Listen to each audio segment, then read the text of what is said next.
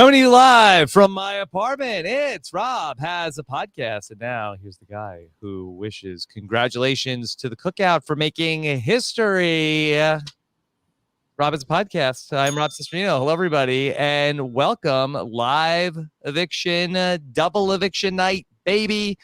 Cookout is the final six. They completed the mission here tonight, setting up another very interesting week here, heading into another double eviction coming up on Thursday. Good to have you here with us live after the episode with a fantastic panel to talk about it all with. First, let's bring in the man who has seen this plan from the inception all the way through now to completion. It's Taran Armstrong. Taran, how are you? Doing well, Rob. It was an exciting episode. I have now figured out that our whole two thing was just BS, but that's fine. It's fine. It's whatever. I'm not upset about it. No. That's not true. Melissa is the target. Oh. Okay. That makes sense. Okay, Yeah. But okay. Yeah. Don't worry. It's fine. Did Claire make you do this? No. Okay. Yeah. It's good. How you doing? Doing well, Rob. That was a very exciting episode. I mean, Yes. In terms of double evictions, as per usual, they tend to go how they're supposed to go most of the time lately. But in this case, it leads to a very historic moment. I mean, never in the history of the show has an alliance of this size made it to the end with no casualties. All six of the players remaining in the game are in the Cookout. They made it to the end together. This genuinely has never been seen before. And it's an exciting moment. Yeah, for sure. We'll talk about it all here tonight. Back with us to talk about it all. Of course, you could hear him every week on the Wrestling Wrap Up. Here is the great Matt Scott is here. Matt, how are you? I'm amazing, Rob. Yeah. And to take, to borrow from Julie Chen's advice, which I don't usually love, love one another. Let's love one another. I love you, Rob. I love you, Taran. Oh. I don't know if robots do hugs, but I'm excited after all of this. Latonya, I love that we're here right now talking about this historic alliance, and Taran talked about it a little bit, but just the fact that we have six black people in the Big Brother house, let alone six black people who made it to the final six of the Big Brother game, or any reality show. What's going on? I don't know. I'm just really happy to be here and a little bit pumped up for this Cookout. I don't know what to do now that they're all there and they accomplished the mission. I don't think they know what to do now. I guess the season's over. Yeah. It's going to be interesting to see when the game picks back up, because it seemed like the big celebration in the house in the closing minutes. I was worried at first because it was a little somber right after the eviction, but it did start to pick up. So it's interesting to kind of get a check on what the vibe is in the house. Yeah, I was waiting for Paul to chime in. Guys, it's a huge accomplishment in Big Brother to make the final six. Just so you all know, so I can tell you, this final six, it's a big deal. Who would that be? Maybe X would have filled the Paul role. I don't know. Yeah, maybe. Probably just as obnoxious, but we're happy. We're happy about it. Yes, and we're also very excited to have with us, making her debut here on the episode recaps. Of course, you could hear her all the time talking about all sorts of movies and TV shows on post-show recaps. You could hear her talking about the Top Chef as well. Please welcome Latonya Starks is here. Latonya, you picked a hell of a night. Hi. This is a historic night, and I'm so happy to be here with you all talking about it. Yes. Okay. Latonya, what's the reaction from you? I'm blown away. I didn't expect the efficiency that happened on a live show to occur. Not only did it happen and everything went according to the plan for the Cookout, but also we get to live in this weird bizarro universe where there were just black people and they're in charge of everything. It's great. It's like Obama winning the presidency and this.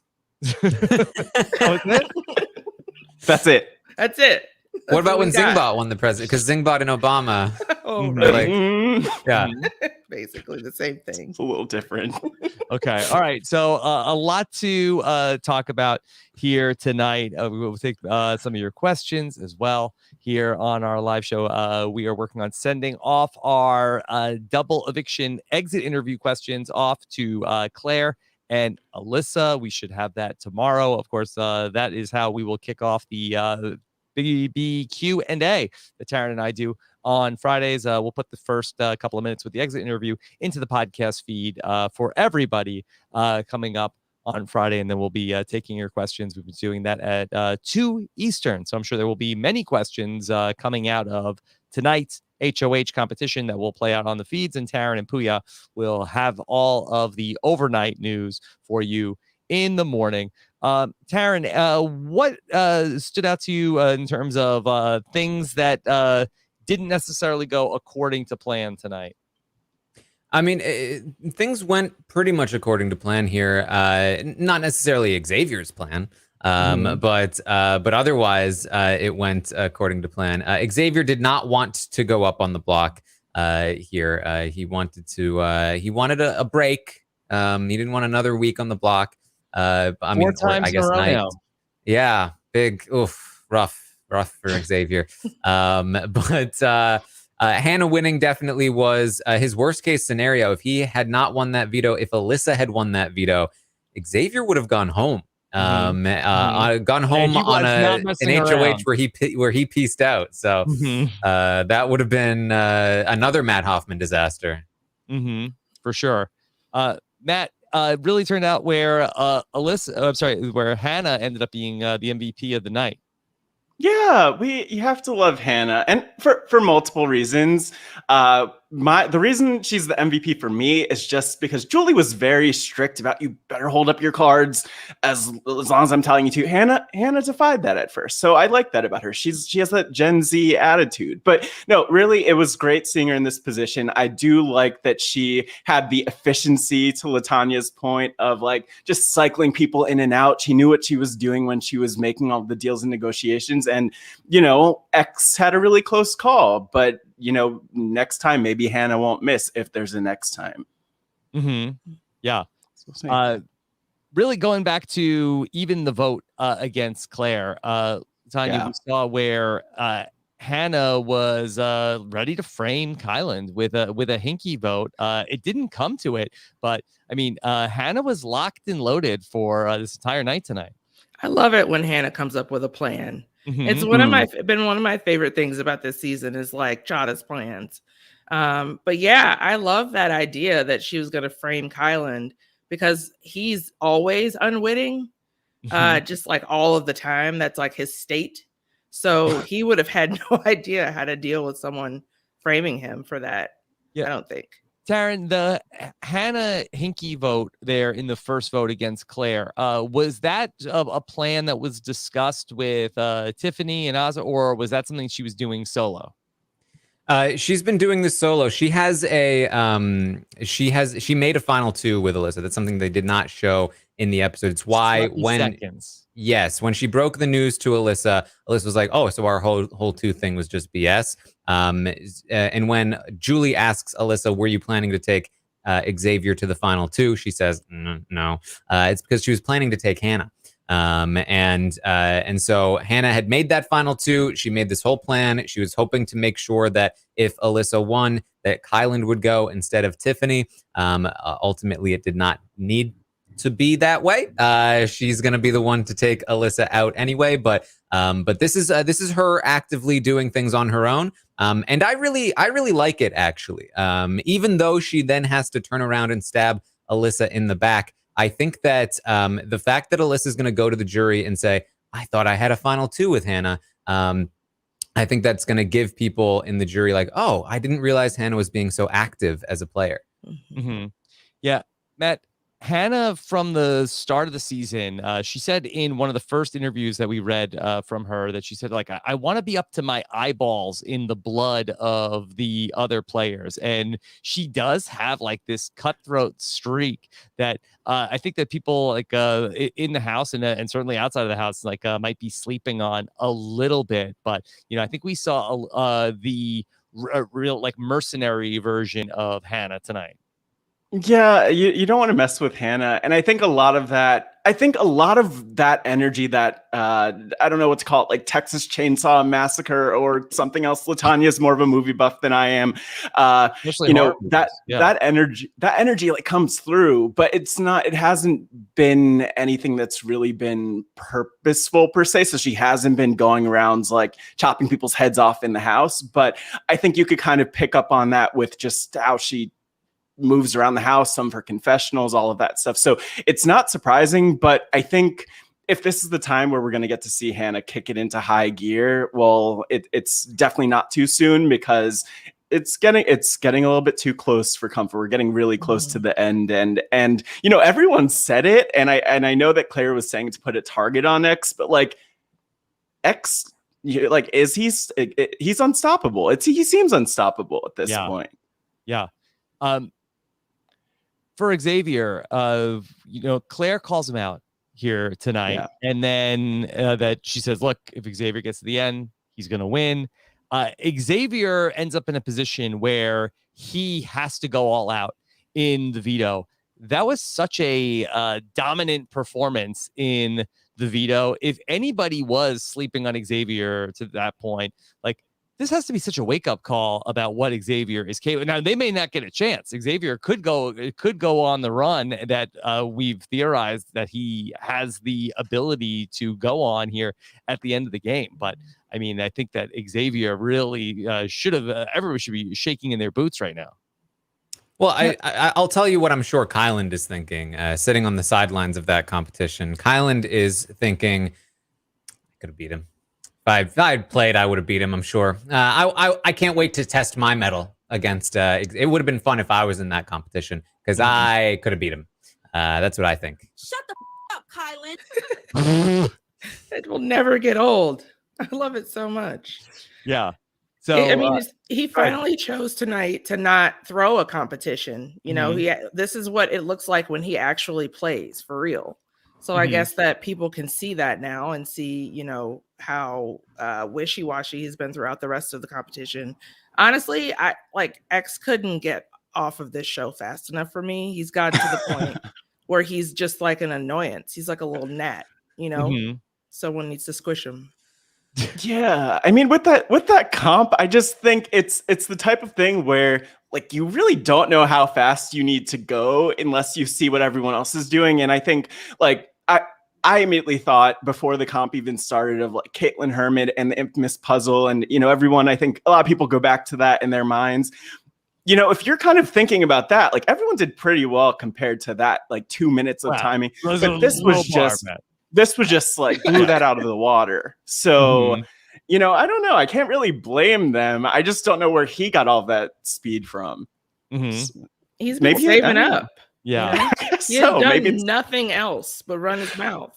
So now, he's got plenty of energy. Yeah. I think you realize also like that if Alyssa wins this veto, I think I'm in trouble. Yeah, maybe, maybe that's probably it. But like at least slow down a little bit, like let everyone else feel better about their performance in this comp. Like you don't need to crush everybody like that. Yeah.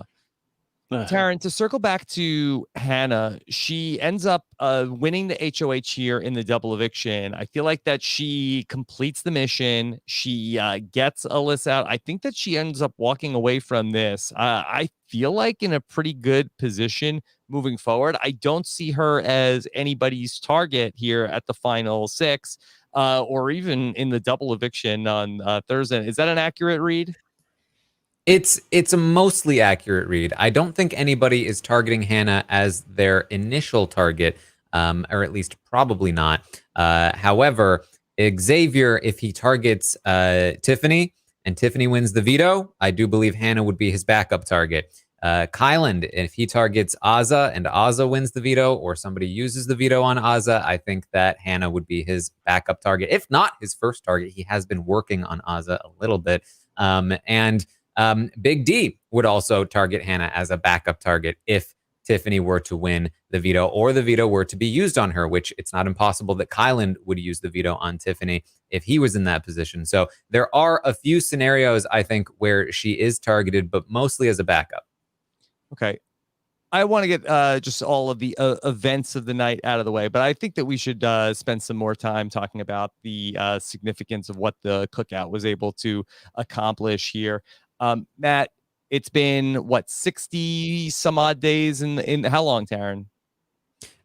Today was day 60, or yesterday was day 64. So today was day 65. Yeah. So we have this alliance that, I mean, we got the live feeds from the start. We've been able to watch this entire journey, and they're able to complete the job. And the Cookout has in some ways become America's favorite dysfunctional family, but they've made it. Sure. Yeah. And I think it's beautiful and exciting. And we kind of saw it coming. So that takes a little bit of like the steam away from it, as amazing as it is. I think that just to start there, like you can't underscore how significant that is in general. I think from a fan perspective, especially for people of color, but more specifically even for Black people, it's like, we don't get this on TV shows. Like, we get this on BET when the whole cast is Black. Like, you don't get this on CBS. And so it's really powerful that we have that. I think one thing that does still rub me the wrong way with all of this is just that, like, even when Claire and Julie are talking about the Cookout and all Black alliance, they can't say the word Black. They don't say the word Black and refer to that. And I feel like CBS and the show could do such a better job of like actually talking about the issues and contextualizing them. And it's not their job, but like kind of educating the audience rather than leaving it to like podcasters, to social media being a place where people are fighting about if it's racist or if it's not. Because that way it's been on so many of us. And so it's amazing that we're here. I just hope that people could really understand the importance and significance and beauty of all of it. Yeah, I agree with that, because and I love that Claire had a moment to really sort of like touch on this. But obviously, like, it's not a large moment. And for as much as we have heard about the Cookout and the mission that they have, we haven't really taken like a deep dive into it. And I wonder if part of that is that, like, an essential part of the Cookout is that Black people have not had a good experience on the show in its past, so they probably don't want to dwell on that aspect. But it is, as somebody that talks about the show, I constantly see a stream of people who, as Claire predicts, do not understand what's happening. And I think, for as much as we can try to explain it, as with most things when it comes to the show, it requires the show to really dive in to make it happen. Which would make CBS have to acknowledge its role in the whole history. And they're not going to do that. And it also would require CBS to read the definition of racism to people so that they understand why this isn't some sort of reverse racism, because that's not a thing. So there's probably a couple reasons right there. I'm not even sure if the people of CBS understand the significance and whether or not they're just rolling with it. But I mean, it is just the case, from what I hear, the hype around this season, because this is my first season watching, that historically, just as in the rest of the world, there have not been chances for Black people on the show to go far, or for a large Black alliance to go very far. We didn't have the numbers in the House, first of all. And second of all, it was just so much easier for a large alliance, mostly of white people, to get together and then, get rid of the Black competitors early and often. And so without going into the history and how CBS was complicit in that for so many seasons, until there was literally an uproar on social media about it when I knew about it and I wasn't even watching the show, and Davon gave her amazing speech last season. It's something that they've only sought to correct now. And so of course they're not going to recognize their role in it and try to explain anything away that they've done, because then they would have to acknowledge it in the first place. Yeah, and I just want to add to like this. We're talking about CBS, we're talking about Big Brother, but this is also like a bigger trend that we see, and so I think like it's something that is kind of unfortunate. Like I think a lot of people would expect us to be on here, like streamers out, all of that stuff, and it's just like, why do we have to wait so long for this? Yeah. Like, come on. That's the sad part. You have to go through all of the trauma and like BB15 and all of that type of stuff that's come up, and we're here and it's great, but like we still have a way to go to actually make sure that like people aren't treated horribly, that we have that positive representation. So, maybe I'll look for a streamer and maybe like shoot it off, but internal maybe only streamers. one. Get your confetti. Yeah, internal. There are a few. Yeah, Yeah, a few internal streamers. confetti. Yeah, lots of it. Yeah. So, I mean, while acknowledging there's still a lot of work to do, that it is clinched tonight. There will be a black winner of Big Brother 23. Yeah. What? Is that's a thing? What? Or, and I don't know. Is it like what? How does that happen? Explain it to me. Is Yeah. that I'm so excited. I'm glad. I'm thankful. I think the thing that's interesting now, too, the cool thing is that now it's like the Cookout's going to win the game. Now it's a question of who's going to win. And then you get to see more of the individuals and you have a distinction of like, ooh, I don't like X. Ooh, I love Tiffany. I'm rooting for, oh, I don't like Tiffany. I love Hannah. I'm rooting for her. So that's the cool thing. Like I think we're about to get like more of the individuality out of this, out of the next couple of weeks, which is nice, better late than never for people to kind of stop talking about the Cookout as much and start talking about like the individual players and the individual people and what they're each bringing. Mm-hmm. And I do think it'll be very interesting also to watch now how is the Cookout, the All Black Alliance, going to be explained to the players on the jury. That Taran, seemed like that we had a couple of moments maybe tonight where the camera followed Xavier. It looked like that he might break the news to Alyssa, but that in certain little ways that people have given in goodbye messages, little clues, but nobody has gotten the full download of the mission that the Cookout was on. Yeah, there was no sit down here, and that is one downside of this happening in the double eviction. It would have been cool to have the brigade-esque moment of sitting that one person down. But in the midst of this chaos, they did not tell Alyssa anything, which was clear. And I anticipate that if Alyssa gets some goodbye messages, that they will come in those. Claire may have also gotten some information in her goodbye messages. If there's anything pertinent there, I imagine we'll get that in the episode like we did Kyland's goodbye message to Derek X.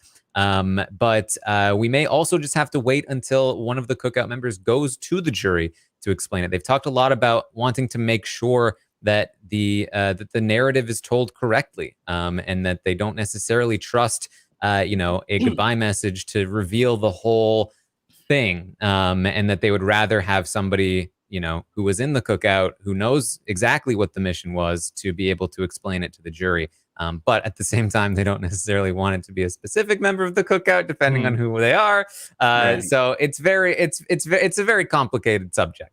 And Taran, based on who ultimately is the HOH, do you think that decision of who is going to be the person to make first contact with the jury to be able to explain what's going on will be a factor at all for who goes home in the first part of the double eviction?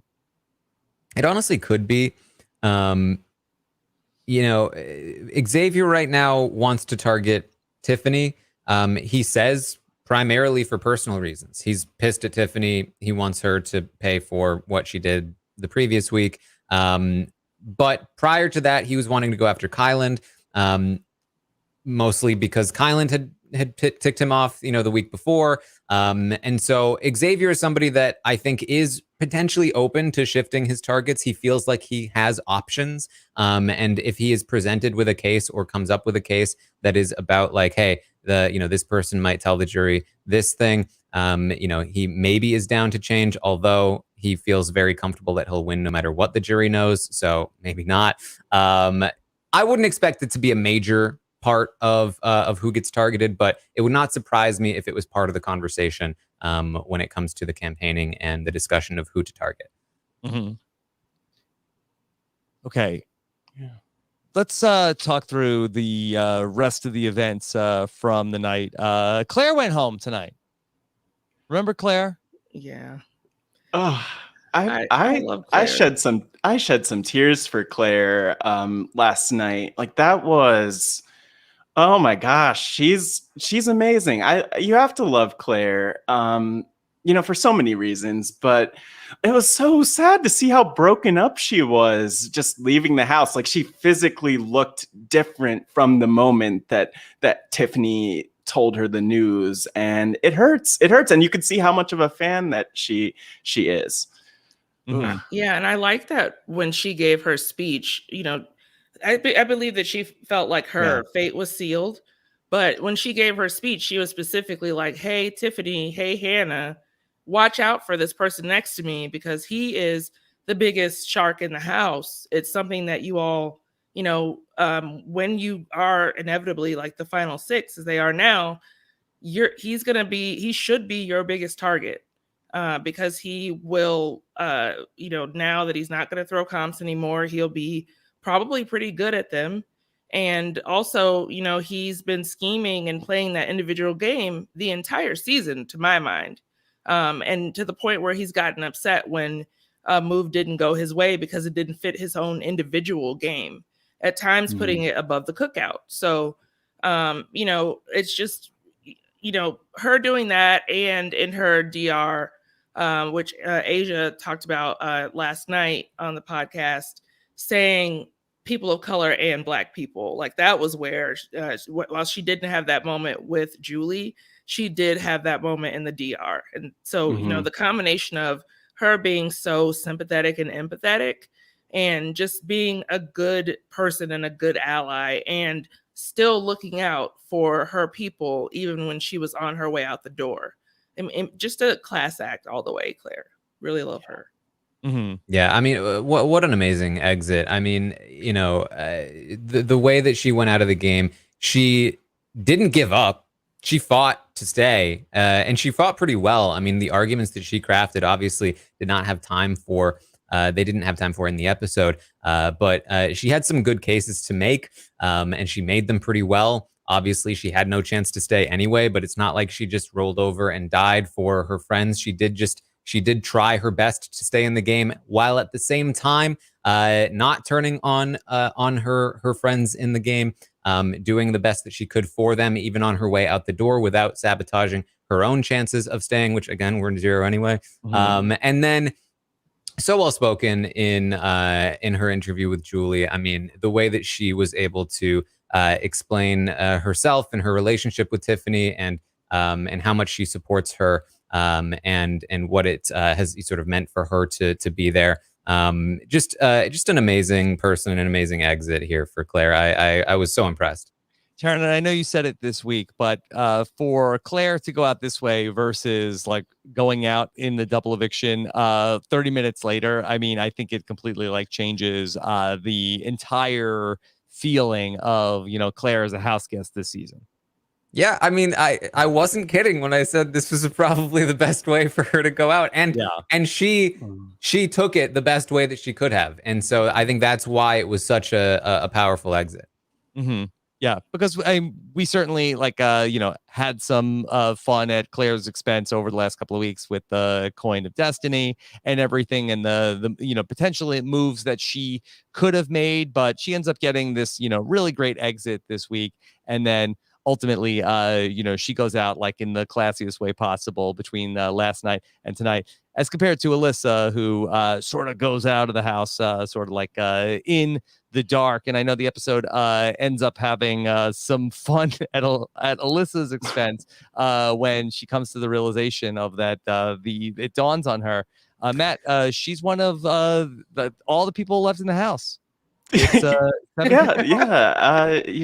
it's interesting. It took a while. It took a while for her. It took a while for her to get there, but she got there, and that's what matters. But you know what? She figured it out. Like you have to give her credit for that, right, Rob? Yeah. I mean, kudos to her. I mean, I guess it's bad when Ozza and Big D are in the diary room dunking on Alyssa. That was that funny. wasn't cute. That was just hilarious. I mean, I feel bad for Alyssa because she's going to see that later, but that was really funny. And, you know, congratulations to everyone for being good at acting, you know? Yeah. They were able to like pull this off. Yeah. Which, you know, good for them. They all have careers in the entertainment industry if they choose not to go back to being, you know, say a bartender. Security guard, you know, whatever. But, you know, I think it is interesting. Like, I'll be thinking about this for a long time, like how they managed to blend in and then not cause all of the suspicion that they could have caused, or, you know, like obviously this dawned on Alyssa at some point, but she didn't follow the trail of that. And then, you know, another part of it too is like, what could you even do about it if you're in the house? It's final 8. It's Claire, it's you. You know Claire's gonna go out, so you're there with like 6 others who, if they're in the alliance together, well, then you're next, and then you just could be upset about that. So you know, she did the best that she could with what she had. I just wish she would have put the pieces together more by the time she was evicted for her sake. She was trapped in a horror movie. You're next, an actual horror movie. Yeah, good one. Yeah. Going back to Claire, that I thought she had an unusual goodbye from the house, or as Julie would call her. Matt, we learned a new term tonight, that she was a runner, where she left the house abruptly. She said, no hugs till finale night. Yeah, everyone was really like cracking the whip on the time. Everyone was ready. Julie was had to keep up with them almost. So that was a moment. But you know what? Maybe she saved time for production. Did someone tell her to run out of the house abruptly? Yeah, abruptly. I don't know. It seemed like they weren't ready. They weren't ready. They were like, oh, no hugs. Like, we didn't set up the chair yet. Do you think that Claire is thinking like, oh, I'll get more time in my interview with Julie if I just get out of the house? I think maybe. I mean, Claire is somebody knows the show very well. She hasn't done, for the most part, many shout outs or anything like that. You know, I think she knows that like just watching somebody hug, you know, for, you know, a minute to 2 minutes is boring television. The sooner she gets out there, the more she's going to be able to talk on the show. Yeah. This is a great move. In theory, it's a great move. I don't think that Julie asked her any extra questions. Either she was prepared by production or she didn't want to break down. You know what I mean? Because those hugs, especially the one that she would have had with Tiffany, would have like leveled her, and she wouldn't have been able to say any words to Julie when she got out there. So you know, that's more of my sense too. Like she was already so emotional that like, I mean, I know like making eye contact with someone on the way out probably would have made her cry. It would have made me cry if she made eye contact with someone and started crying. So we didn't need that. So you know, it was tough to see, but she did say she'd give them hugs on finale night. So, you know, no hard feelings, but she must still be a little upset, which, you know, you can't blame her for that. Okay. It's also a more memorable way to leave, for what it's worth. Yeah. It's the only exit that has been like that. Yeah. All right. So we get to our first HOH battle. We learn actually it's comic book week, Taran. Comic book week. Yes. This is interesting, because at first I was like, comic book week? Do you mean that it's only going to be for the double eviction? But then no, tonight and for the rest of the week, it's all going to be comic themed. Now, these first 2 competitions, I mean, I guess they were comic themed, but like, come on, that's what this is. Pointless. What is this? Does not need to be comic themed. It's like it's COVID. We're not gonna reset the backyard. We're dressing it up once. This is it. Okay. Yeah. If we call it comic themed, then it is comic themed. Yeah. It seems to be what they're doing. Yeah. This is like a family where if you have like 3 or 4 birthdays in the same month, it's like we're putting the decorations up now and we're just leaving them up the whole month. As someone with a birthday 3 days from Christmas, who also shared that birthday with my aunt, like, you know, I understand. Yeah. Yeah. My birthday's Cinco de Mayo. So it's just like, you own a lot of, those decorations. So you know what? It's a rough life for us, I guess. But you know what? That's the Big Brother house. I think we're gonna get a lot more of the comic bookness from last season. It took up way too much of one of the episodes, just seeing all the comics fight it out. So the Brant Steele comic character. I forgot about that. I forgot about that. That was maybe that's going to be part of the 2-hour episode on Thursday. I bet it will be. Most of the episode. We're calling our shot here tonight. Can't wait. Latonya. Yes. You're not going to believe this when it happens. Okay. I bet I won't. Brace yourself. It sounds like an adventure. And I've been along the whole time, so I'm not going to stop now. Yeah. Also, I just want to give everybody at home just a fair warning that based on what we saw from the Zingbot this week, don't expect anything great from the BB comics this year. They don't have a ton of material. Mm-hmm. You weren't loving the Zingbot segment? You didn't think that was the best? I thought the Zingbot thing that happened ever in life. Yeah. That was not my favorite Zingbot segment. That was I was very disappointed. I think Zingbot needs to, retire or go to improv school or something. I don't know. Maybe Maybe the writer's room was closed because of COVID. Who knows? Maybe they weren't able to bring in the normal crap team of writers they have for the Zingbot. Right. All right, so we get our competition, and they do lots of different versions of like, which emoji, which smiley face. I guess the smiley face is an emoji, but you know what I'm saying. Which traffic sign. That they do this from time to time. Taran, did Azza check out during this competition and think that she was eliminated after getting a question wrong? I am reasonably certain that is exactly what happened. She got one question wrong and then did not even participate in the next question because she thought she was out. And I literally was like, that's Azza's game. That's Azza's entire Big Brother game. That she already thinks she's lost and she doesn't really care anymore. But she is still in it and she should be trying. That was deep. Right? Yeah. Go. Poor Azza. Yeah, it was rough. And like no one, I don't know what Julie was really supposed to do. Like tell her like Azza, like hey, maybe you should like play the game a little bit. It was rough from that perspective. Yeah, it was hard because it was like, I wasn't even looking at the thing anymore. What do I even choose? Yeah. She's Julie like, I don't know, Julie was just very focused on making sure everyone held their cards up the right amount of time. So yeah, at least she got that done. Yeah, that was this competition's version of please reset. I love that she was like, do not put those away until I say so. Again, do not put Stop them away. Yelling. Calm down, Julie. Yeah. Having fun. It also looked like Xavier, he got the first couple right, but then did he start tanking then towards the last couple of questions? He threw it. He gave the peace sign. He said, I'm out. Kyland, I think, also was throwing it at that point. As soon as Alyssa got one wrong and Hannah was ahead, both Kyland and Xavier were like, okay, we're good. Okay, because Kyland came in one behind Hannah in this competition. Do we know what Kyland would have done here as HOH? He would have gone Xavier and Alyssa.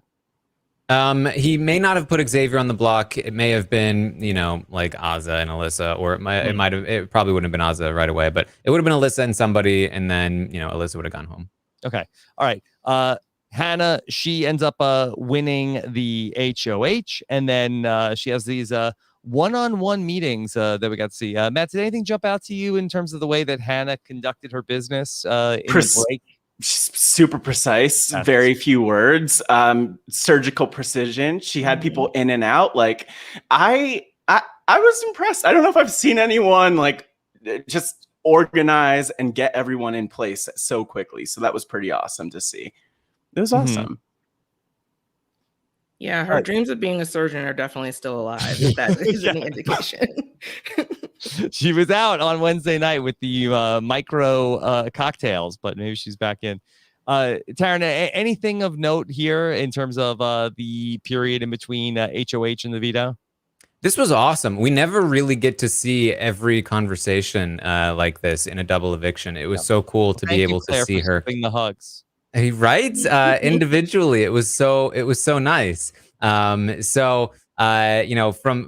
start, this is what I'm gonna do, and then telling Xavier you're going up on the block, and then the whole conversation with Alyssa as well as she comes in celebrating with her final two, and then the news being broken to her. We get to see the moment in the episode. That was awesome. Yeah, but let's say Alyssa took it so well. She said, like, don't worry, Xavier's target. Oh, okay, all right, it's okay. She was very agreeable. Yeah, everyone seemed to be. It seemed to be going kind of according to plan until the final two conversation happened, and Alyssa seemed to be really caught off guard by that, and she was like, "Wait, what? We're doing what?" And she was like, "Hannah was like, sorry, like it's already decided, basically." So there you go. Yeah, it seemed like she was genuinely shocked when like there aren't that many people left in the house. There aren't like. Who's going to be the target, Alyssa? So that's the one thing where I'm just like, how do you feel betrayed and outraged? Like, I do understand the conversation about the final two, but other than that, like, you know, you were being taken out, like that you kind of started to pick up on it before, but didn't really commit to the idea. And it was what was happening. Like what you perceived was what was happening. And that shouldn't be too shocking. Commit to the bit, I think Alyssa. In her mind, she never thought that it was that like the cookout existed or anything like that. In her mind, she had not only created the final two with Hannah, but they had also talked about a final three with Xavier. And in her mind, her and Hannah worked together to get Claire up on the block this week, and they made it happen. So she was very much, and all week long, she's been with Hannah talking about how they're going to target Kyland this week. And so I think it makes a lot of sense that she was very, very shocked about this. You know, at this point where Hannah has won the HOH, that any sort of worst case scenario if you're a Tiffany fan for tonight ended up subsiding at that point. But Taran, that now that Tiffany is through the worst case scenario of potentially going home here at 7, how has the equation changed for Tiffany after her bad week? It's still not great. Heading into the next week, Hannah can't play. And that means it's going to be Big D, Azza, Kyland, Xavier, and Tiffany playing in this HOH. And this HOH will probably be the biggest factor in who ultimately wins the game. Big D will be targeting Tiffany. Xavier will likely be targeting Tiffany. Azza will be targeting Kyland. Tiffany will be targeting Xavier. And Kyland, I couldn't even tell you. He might target Azza. He might target Hannah. He might even target Tiffany at this point. Who knows?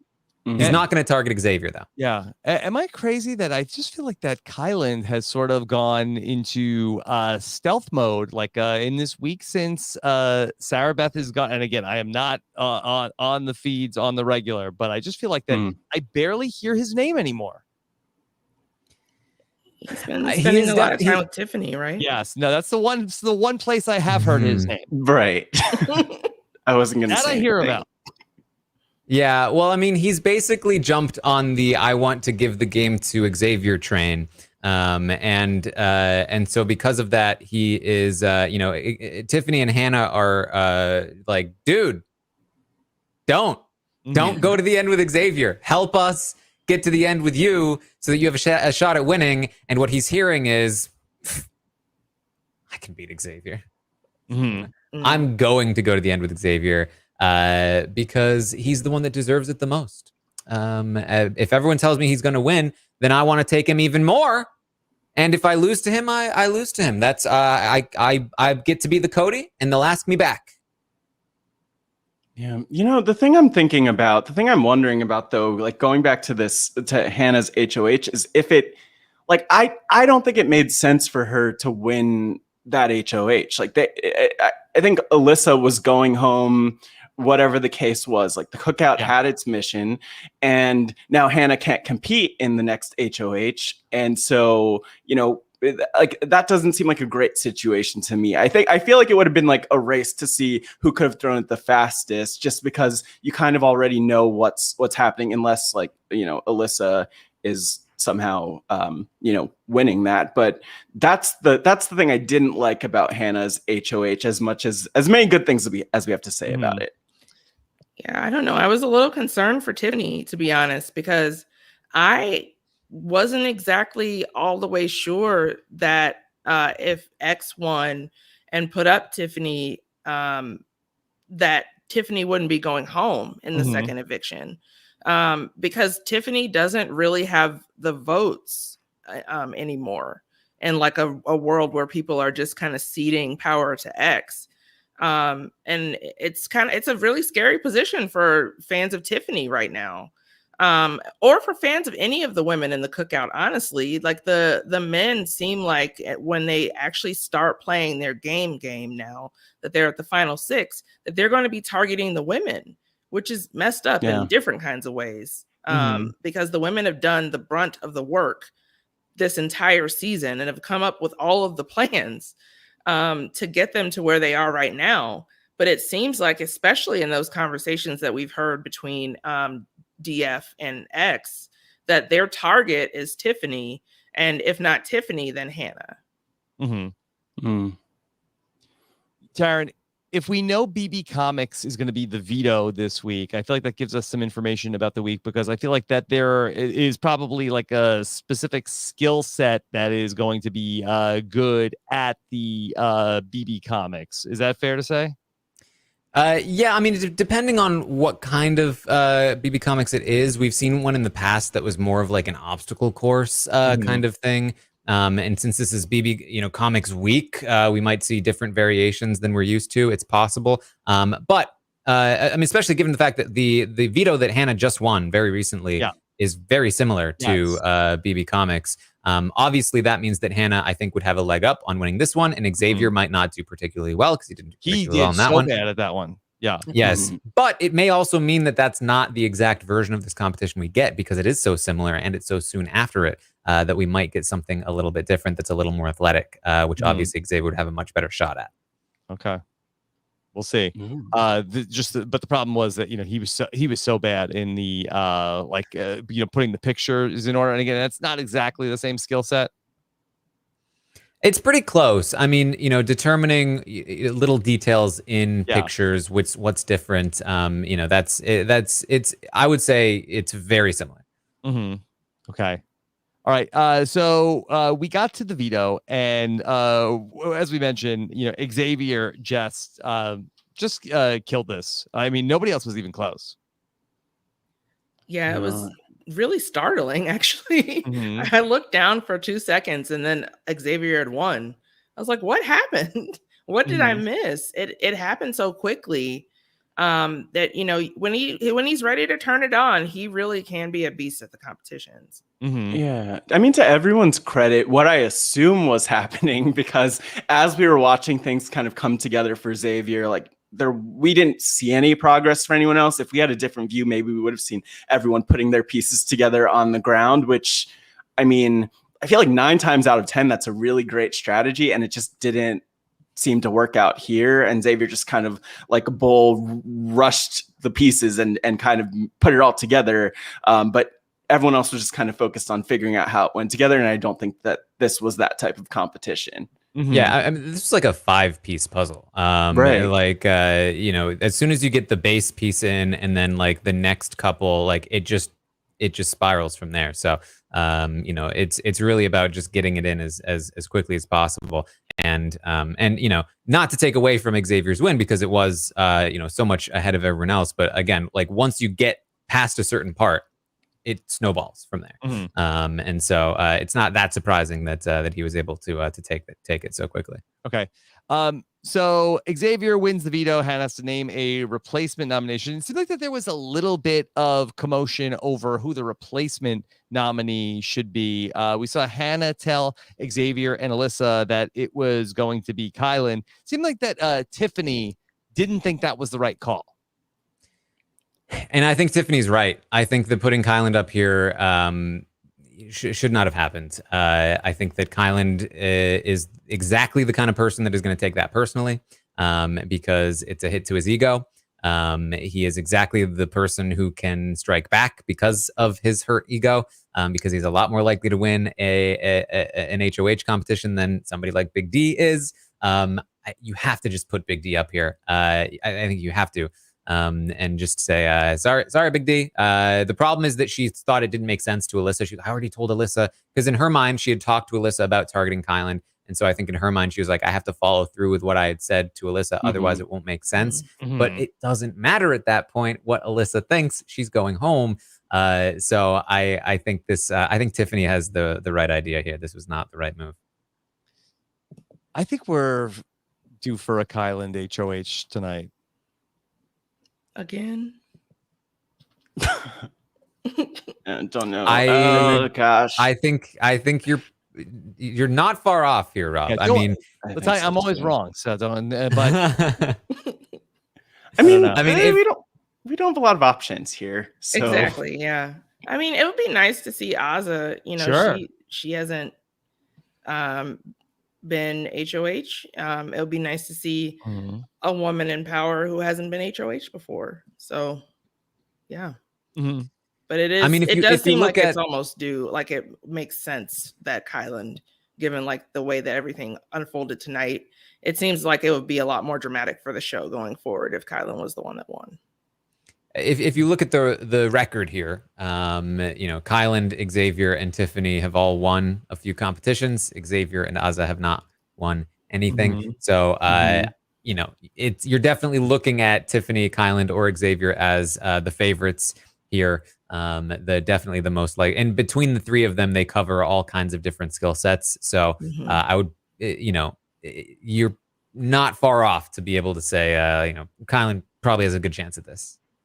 Do we? Azza always the bridesmaid, never the bride. Well, it's tough. She voted that there's like, I can't win comps, but I have to vote to Xavier. Yeah, you know what? Maybe her problem is that she, for far too long, people have been trying to throw her the competition, and she can't win it when it's thrown to her. But now that nobody's going to throw it to her, maybe now she can. Now she can get it. Do we have any sort of a sense of what the HOH competition could be? Because we kind of had like a mental comp, and then we had a puzzle. Like, could it be some sort of like a crapshooty type thing, or do you think that they would go to like questions?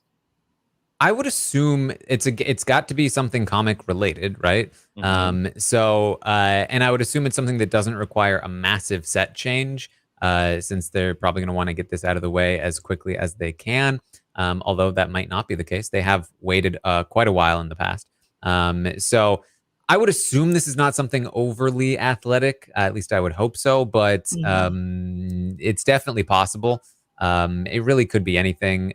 Questions would not be completely out of the realm of possibility, but I don't know how they fit that in given the comic theme and that they already used questions with comic theme at this point. So honestly, it could be something a bit more athletic.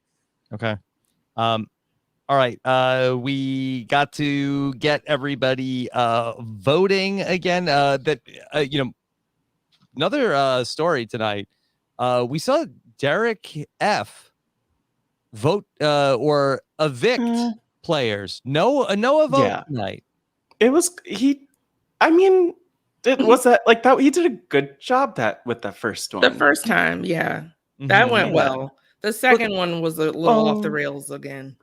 Yeah, he doesn't need to do his trick anymore, Rob. Yeah, it's over. He didn't promise Alyssa he would never vote her out or vote to evict her. Yeah. So it's easy.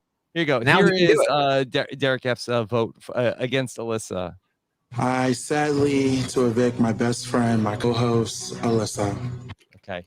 What is she his co-host of? Fun and games in the house. Maybe she's the like, Vanna to his Pat. Sajak. Maybe like future co-host. Maybe that's what he's thinking about. Like they'll get a show together. Maybe it'll be like an amazing race situation. If that ever comes back, followed by, you know. So race is coming back. Look, Nah. Rob, I don't know these things. You can't give me these surprises while we're on the podcast. Yeah, it was So. that unless I got punked, that I think the Amazing Race is coming back and the Celebrity Big Brother. Yeah, that's the other thing that we have to talk about. Yeah. So, okay, I'm sure that's a whole other conversation, Rob. Yeah, but yeah, but he Big did Blue Couch his best job. thing. Yes, he did. Yeah, he did. Yeah, we could add it to the compilation. Yeah, really all that matters is that he says the name of the person that he wants to evict. Yeah. All of the other stuff is just window dressing. Exactly. Yeah. Okay. He does it well either way. He's always What are entertaining. these words in their order? No one cares. Yeah, who made that up anyway? No. Do what you want. Live your life. Live your truth. Scramble those words. Okay. Yeah. All right. So and then Xavier gives Alyssa his vote. Taran, is that going to be a problem for anybody that Xavier got to give his vote for Alyssa? No, I mean, this is something that they've all been doing. Nobody's left unanimously. So. Okay. So and then Alyssa goes out. Julie didn't have too much to say to Alyssa. In fact, said, "All right, Murray, take her away." Yeah. Yeah. I'm sorry. I have to say some things to America that you can't see. Can't hear. Go away. Yeah. And then we had the have we seen Murray before? No. What? No, Murray is new. I'm intrigued by Murray. Just the black glove, the arm. It's very mysterious. I want to see Murray on like an all-star season or something. Yeah, I'm ready for it. Do you think that Murray is in some sort of like full body COVID suit of just like dragging Alyssa away? No, just the one arm, just because Murray. They knew that the hand was going to be on TV, so it's like Murray, we have to cover that up. Murray is actually the detachable kid, and it's just the arm that he's like dragging her away with. Murray is like the golden snitch of Big Brother. If you get touched by Murray, you're just automatically out. You're just out. It's the opposite. It's the bad version of the golden snitch. Yeah. They should have like the old vaudeville hook, just pull her off the stick that's enough. Yeah, rather than like the cat burglar kind of situation sneaking in, that was a choice. Yeah, more Hamburglar. Yeah. Now you've got my gears turning here, Rob. The nomination chairs should have trapdoors. As soon as they're voted out, no, it's not. Sorry, no hugs. That's. Yeah. Let's do. Yeah. There's a gift for you. It should be a slide, right into Julie. Then they don't have to reset the chair. Exactly, just like Casper, just and then it travels down a whole track, and then it just slides right up into Julie, and Julie doesn't have to be awkward air hug. It's no, you're attached to this chair right now, so obviously you can't hug me, and we don't have to talk about it. The house guests have voted. Nominees, please put your seatbelt on. Player being voted out will be joining me shortly. She doesn't even have to announce it. It just happens. They love that, don't they? That's what happens in the nominations. And the person evicted is. Yeah. And maybe both chairs could sort of buckle a little bit before one takes off. Yeah, it'll be in the circle where they're all So sad. You don't get to give hugs on the way out. I would prefer a conveyor belt, and we get to see them. Oh, bye, Julie. That's. Imagine cornbread. F y'all. Taran, come back. Yeah. No, keep doing that. Yeah, we don't have that kind of workman's comp, Taran. Please. Yeah. No, I don't know who cornbread is as a person, so I just literally imagine. Good for you. Yeah. You're not missing out. It's delicious imagining. Yeah. All right.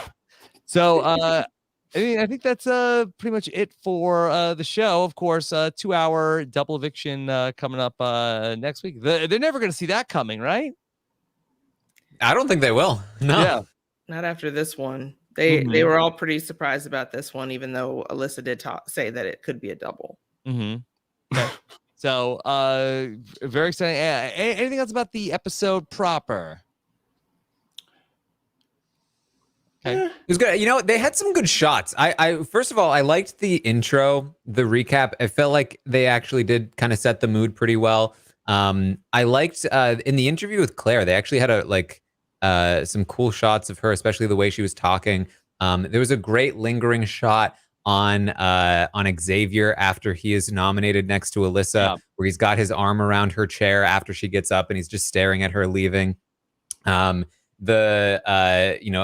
getting to see all of Hannah's one-on-ones, and then the very end, 1, 2, 3 cookout as the final exact moments. This came together very well.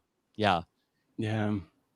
I was not expecting Xavier to be so broken up emotionally after Alyssa left. Yeah. And Rob, I was just going to comment on that. Like, that's one thing, not only with Xavier and Alyssa, but between the Tiffany and Claire dynamic, and the emotion that was there for the members of the Cookout and how upset they were to get rid of their side alliances, essentially. Like, that says a lot. Like, they weren't getting rid of these people because they hated them or anything like that. It's like there's this bigger mission that they all felt like that they had to serve, especially because it hasn't happened before.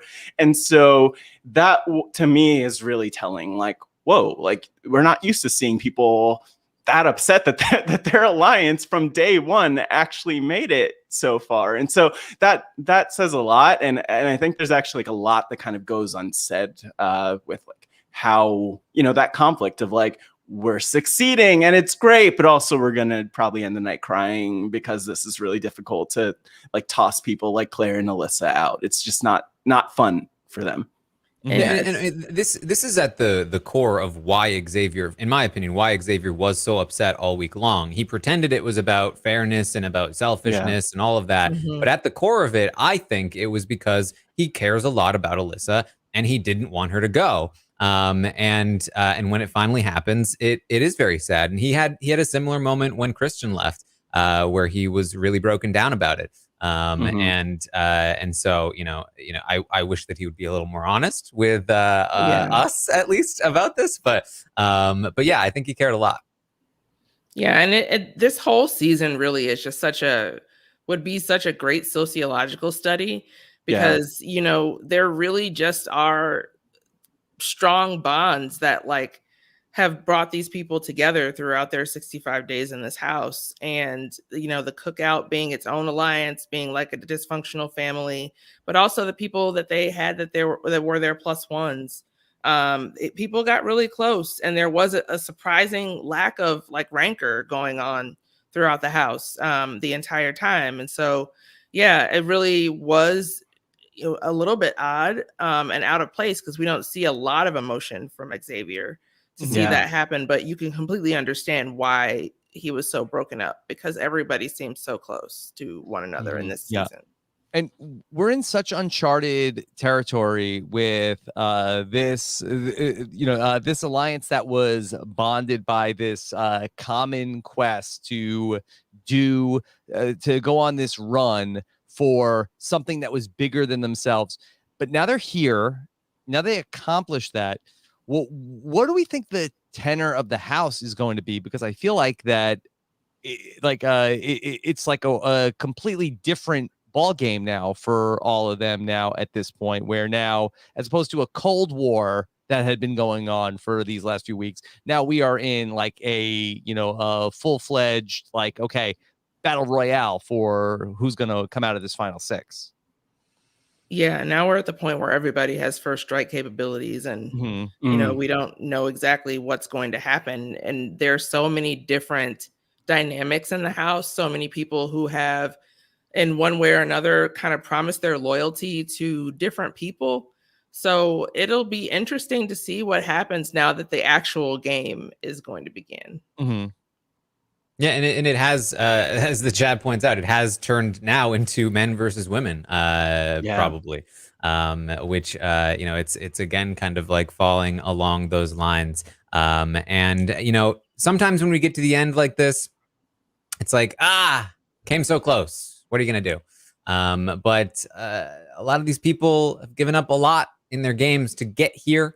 I don't know if that means that they're gonna be like Azza and I did what I could. I accomplished my goal. I'm happy with that. Or if maybe, I could see Tiffany kind of being like, because Tiffany understands that she's given up a lot. She understands that she's probably going to lose because of what she's given up.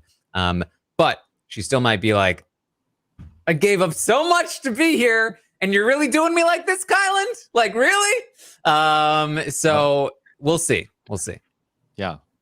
All right. Let's bring in some questions. Get questions all the time. robbinswebsite.com/bb questions. And here's one. This is more of a check out Claire's Twitter. This is from Jennifer.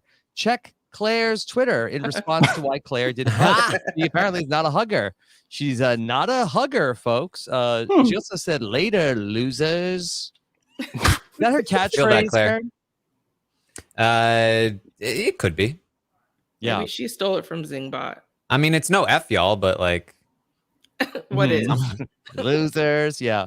Morons. Okay. All right. Let's Scott, let's skip that question if we talked about that earlier. Okay, let's skip one more. Let's see. The anticipation. All right, here we go. This is from Matt. Xavier beat everyone by a huge margin. Do we think he's unstoppable from here on out in the comps? I know he's targeting Tiffany, but would Hannah or Kyland be better to get rid of him? Get rid of the other comp threats. Well, let's just talk about. Do we think Xavier will go on this run from here on out? It's very possible. Winning out from Final Six is it's doable. It's not super easy, but he's basically got, in terms of competitors against him, he's got he's got Kyland, Tiffany, and Hannah. That's a lot. That's a lot to deal with. Even Azza, Big D are still capable of winning a competition. So it's not that easy to win out from 6. However, he basically just needs to survive like 1 or 2 spots where he's maybe not immune. I mean, basically, you look at like Jackson. Jackson was vulnerable once at 6, and then he wasn't again. The same will probably be true of Xavier. You'll probably have 1 shot at Xavier here, and if you don't take it, that's probably going to be it. Taran, can we put you on the spot tonight and ask you, before we know the HOH here at the Final 6, who's going to be the winner of BB23? Oh my. You know what? I'll say it's Xavier. I'll say he's got the best chance right now. Yeah. Okay. Wow. Again, that's not who you're rooting for. Taran doesn't root for people. He roots for gameplay. All right. Don't get it twisted, everybody. Don't get it twisted. Yeah. Taran, I'm surprised you didn't say Big D. I'm just gonna say Big D is who I think is gonna win this season somehow. I don't know how, but I'm not gonna be mad when I'm wrong. So it works. Okay. Latonya, do you have a good feel for who you think might be the winner? So realistically, who do I think will win versus who do I want to win? Sure. I think that Xavier might win. I want either Tiffany or Hannah to win. Right. Yeah. I mean, I don't know. I think that in terms of like coming up with strategizing, with like strategery, as some would say, and the competitions, it's between Tiffany and Xavier if Xavier doesn't make an early move to get Tiff out of the house. Yeah. I feel like that Hannah is coming on strong, but I feel like I just feel like that Kyland still has this run in him. Again, this is not what I'm rooting for. I have Tiffany and Azza in the draft. Okay. Right. If I thought that Kyland was willing to go to the end with anybody and not just Xavier, I would say he is by far the favorite to win this game. But he is so dedicated to the idea that he wants to give Xavier the win, essentially. That I think he's going to have a very difficult time winning the game because nobody is taking Kyland to the end, which means if he gets to the end, he is going to be taking somebody. And if Xavier's there, he will be taking Xavier. And I think that even if people thought that Kyland played a good game, they're going to punish him just for taking Xavier. I know I would. I think Kyland has played a better game than Xavier, but I would vote for Xavier if Kyland took Xavier because that is the dumbest thing I've ever heard. Yeah, what? Like, what's going on? Why would you do that? Yeah, why would you do that? Like, I don't know what happened, but it's like, I mean, play the game, like play hard. You're close. You're so close. Like, this is the biggest prize ever. So like, but with Kai especially, like, I just don't understand why it's falling apart now, at least in terms of his own confidence in himself. I mean, imagine being the person who gives up a win for the person that he thought was the best player. And he just leaves Tiffany just like that's you're gonna fall on the sword for that one. Yeah, that's okay. All right. You're not Cody. You're just some dude now. Like, I don't know. We have a very interesting home stretch of this season. I know a lot has been made over the course of the season about this isn't exciting because that the house isn't flipping, and while like it was sort of like a foregone conclusion that we were going to get at least very close to this, if not now we've gotten to this point. Like, this is, I think, one of the most wide open final sixes in recent memory. Maybe back to like BB18 where we had like 3 pairs of 2. I mean, this is going to be a very exciting home stretch. Yeah, I mean BB21 had 3 pairs of 2 as true. well. That is true. And one of the pairs was the best of competitions, and that's kind of what we're looking at here. So. Yeah, I know BB21 had a lot of problems. It did have like a very exciting stretch from like when Jack and Jackson got split up to when we got to the final 4. So I think we're in for a wild ride here. Another double eviction next Thursday. Yeah. Good stuff. This was fun also tonight from the episode. I know that not everybody follows the commercials very closely. And people get up, go grab a drink. But I thought that this was fun where Latonya, did you watch any CBS sitcoms? Ever? Yeah. Yeah. A couple. I've been shocked. The Neighborhood. Okay. No, I've never seen that show. The Neighborhood is coming back, and I noticed they have a familiar jingle promoting the new season of The Neighborhood. Calvin, we're related. Say what now? It feels good to have our neighbors back. The Neighborhood season premiere, September 20th on CBS. Oh, no. What theme song? That's where it came from.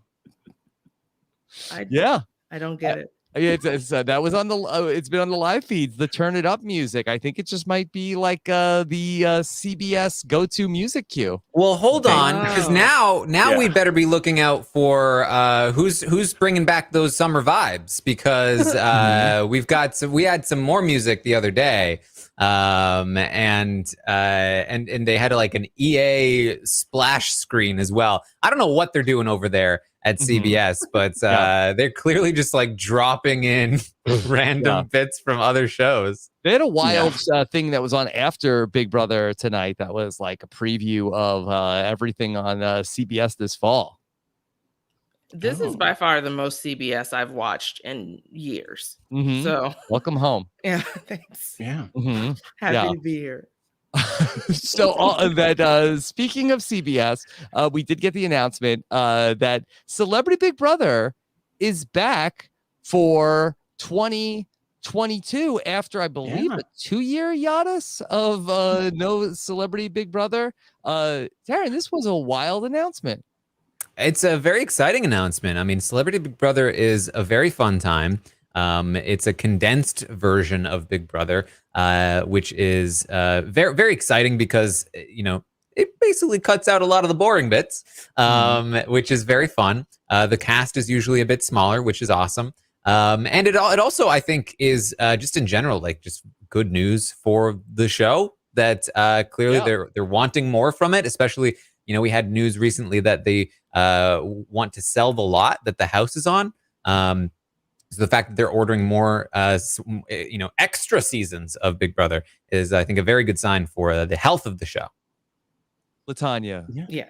Who's on your dream list? Who would you love to see go play Celebrity Big Brother this January? My dream list. Wow. I think I'd like to see, so I can give you like categories, I guess.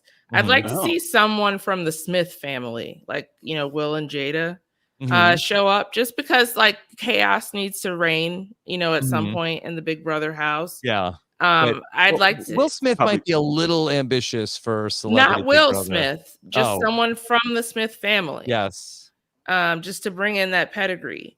Mhm. I'm also thinking a gymnast would be great. There's always gymnasts on Dancing with the Stars, and I love gymnastics. Yes. So like, why not? It's the only other celebrity like thing that I have to compare. Parallel I have. Latonya, are they on track for Winter Olympics in winter 2022? Because I believe that's when they launched the initial Celebrity Big Brother, where CBS didn't want to counter program against Olympics. As on track as you can be when planning during a pandemic. Yeah. Okay. So I wonder if that might be a factor why they chose this year to bring it back. And I don't know if there's any other complications with filming that might have delayed anything else they might have had on during that time period. Matt, anybody that jumps out that you would love to see on your list? There's only one person that I want to see, and Yes? she was rumored for the first season of. I was going to say Celebrity Big Brother, but Big Brother Celebrity, the official name. I am referring to everyone's favorite Tiffany, New York, Tiffany Pollard. Oh, that would be want great. Her in the house. Yes. New York. We want New York in that mother effing house, as she says. And you know what? Like, who could argue with that? She brings off the drama, the charisma. I think that maybe the US version is afraid to have her because she was on the UK version back in the day. But that's my pick. You know what, Matt? I love New York. We gonna put that out there. Yeah, I love New York. Bring that show back too. Yeah. Bring it to CBS. Then Latonya and I will watch more CBS. Way more CBS. We're definitely not watching enough this fall. No. I asked my son that, hey, there's gonna be a Celebrity Big Brother. Who do you hope is on it? He's like, well, I hope Derek X is on it. I don't know if he's gonna. I don't know if he's. I mean.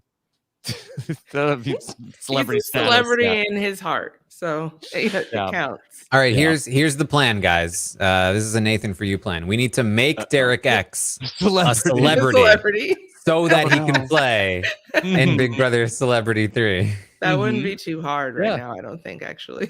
You'd be exciting. I mean, he's probably a bigger celebrity than a lot of people they get for Big Brother Celebrity. I was going to say, what is the definition of celebrity that we're going with? Because if it's just going to be filled with TikTok stars, I am not going to be. I don't know if the TikTok was really a thing the last time they had a BB celebrity. So, yeah. It's that your mileage may vary. Yeah, I think it's like find the people and then figure out how to explain why they're there. Yeah. Okay. All right. Anything else, Big Brother tonight? I mean, historic podcast, historic times that we're living in right now. Night, and unprecedented. Let's see where we go from here. Of course, our first stop will be tomorrow morning, 11 a.m. It's a Puya Friday. Also, it's the First Lady of Podcasting's birthday tomorrow. Happy birthday to Nicole! Happy birthday! And Happy birthday, Nicole. We will be celebrating. Turn it up. Yeah, we're going to celebrate with Taran and Puya tomorrow morning at 11 a.m. And then I get the chance to talk to Taran again at 2 p.m. Eastern for our patron call-in show. We'll also listen, presuming we get the exit interviews in by then, we will listen to the answers to our questions from Alyssa and from Claire on the BB Q&A. This Monday night, I'll be back with the slop. Leah Brillman is going to join me on the slop. I'm sure that hopefully, she is a proficient roaster. Maybe she might have some better versions of the zings from the Zingbot. This past Monday night, Frail Mary joined us to talk about everything Kyland has been talking about on Twitter on the patron-only edition of The Slop. Survivor 41 is around the corner. Mike Bloom and I had interviews with all of the 18 new castaways. Check that out in our Survivor podcast feed to hear a little bit more about the 18 players we will meet in less than 2 weeks. And then this past Tuesday night, we talked about a top 2 baby season of Survivor when Puya Zambakili and Washington Post TikTok guy Dave Jorgensen joined me to talk about Survivor Cagayan. How about that? Taran and I also talked about the premiere of The Circle came back this week. It did. Very exciting. How about that, Taran? We talked about The Circle, talked about dog kisses, cat kisses, much more. Very controversial. Yeah. No, Matt? No. No to dog. You're not a dog kisser? I don't like dogs in my mouth. Okay. All right. Get him out. Thumbs down. Personal preference. Yeah. Time to block Matt. Yeah, block me. Please. Okay. All right. We will have on Saturday, we will finish up our look at week 1 of The Circle when it is going to be myself and Taran and David Bloomberg and Puya and Sasha Joseph all together to talk about a wild first week of The Circle season 3. That's going to be on Saturday afternoon at 5 p.m. Eastern, and we'll be live for that one. So check that out. And of course, with everything going on here with Big Brother and Survivor just around the corner, we've been talking up a storm on our patron podcast feed. Matt Scott joined me on Wednesday for this week's edition of the Patron Q&A. We let the patrons call in and talk to us about Survivor. We talked about all 3 of the tribes as well. Had a lovely time talking with Matt. You can hear that podcast in our Patron podcast feed. That's all there with everything else that we have to offer, plus access to our patron community on Facebook and on Discord. That's all at robhasawebsite.com/patron. Of course, check out everything from our sponsors when you go to robhasawebsite.com/offers. Hit that subscribe button to get all of our YouTube videos. And of course, get notified when we go live with more. And check out at Rob Has a Podcast on Twitter and at RHAP Grams on Zingstagram. There you go. All right. Great job, everybody here tonight. All right. Latonya, what's coming up for you? Some things I can't discuss. Oh. Yeah, but exciting stuff happening starting in October for post-show recaps. I'll be doing a couple podcasts, actually. Okay. But yeah, they're still a little bit too soon for me to talk about. Before then, the post-show recaps patrons will be able to hear me talk about the movie Coda, which is on Apple TV Plus, and an upcoming podcast. And not Cody. That's what we know as Big Brother fans. Not Cody, Coda. And then, just being a nerd and playing some Dungeons and Dragons with some people on our patron Discord. Okay. Well, Latonya, what a debut here on the Big Brother recap here tonight. Yeah, this was great. Please feel free to have me back if you would like anytime. We would love it. We love it. Matt Scott, what's coming up for you? What's coming for me? So, as always, we have to talk about the wrestling wrap up over on the reality TV wrap ups. Always like to point out, it's not a reality show. Sometimes it does get real. Last week, actually, it was getting pretty real. There were some fists being thrown. Mari and I will dive into that kind of stuff. So, fists thrown between you and Mari, right?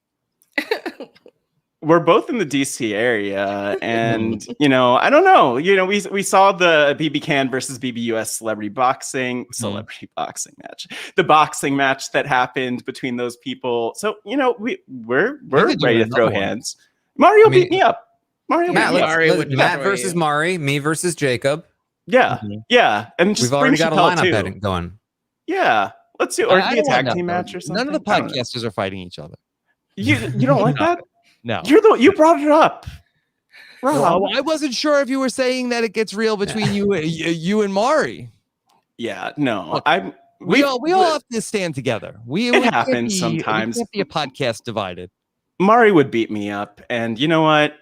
Shout out to her for that. So the wrestling wrap up with the one already only. Trying to fight us. So, yeah, don't divide us. Don't divide us. We're in this together. If we could all hold hands and things, we'd probably do that. We started out with the love. That's what it's all about. So wrestling wrap up. That's what the key thing that's going on. But the Survivor season's coming up. It's really exciting. So hopefully, I'll be talking about that more. Rob, we were just talking about that the other day. And you know, there's always stuff that's cooking in the hopper. I think that's an expression. But you could follow me at Matt Scott GW on Twitter, or block me there if you don't like my dog mouth. I've never heard pics, an invitation to come. That here's my handle to come block me. Block me before I you is kind of like the scenario here. Oh, Matt just made me think of this. Follow me at LK Starks. I completely forgot to plug myself mercilessly. At LK Starks on Twitter. Yes. Yeah. And then Taran, where can people find you or block you? Well, of course, you can find me or block me, although I don't think you can block people on Twitch. I don't know if that's a thing. But you can find me on Twitch, twitch.tv/Taran Armstrong. I talked about the stock watch today and watched the episode with a bunch of people. It's very fun. And got to react to it live. I'll be doing the same thing next week with the 2-hour double eviction. So make sure you go there and follow me. You can also find me on Twitter at Armstrong Taran. Did you fall on the floor at any points when you watched the episode? I didn't. Or luckily not tonight. Yeah. Well, unfortunately, I do not have a trap door set up yet. Yeah. Put a match. I was just gonna say, Taran, just get a chair with a back on it. It's not a hardwood floor, is it? No, I've got carpet. Carpet. Okay, good. All right, be careful. All right. Look, there's way too much Big Brother going on right now to lose you, Taran. Okay. All right, I'll do my best. Be safe. Okay. All right. Thank you. I throw everything into these podcasts, Rob, including my body. Man, Rob. You know, be safe. Okay. All right. Thank you all so much for joining us tonight. Plenty of Big Brother coming your way on Friday. So take care, everybody. Have a good one. Bye.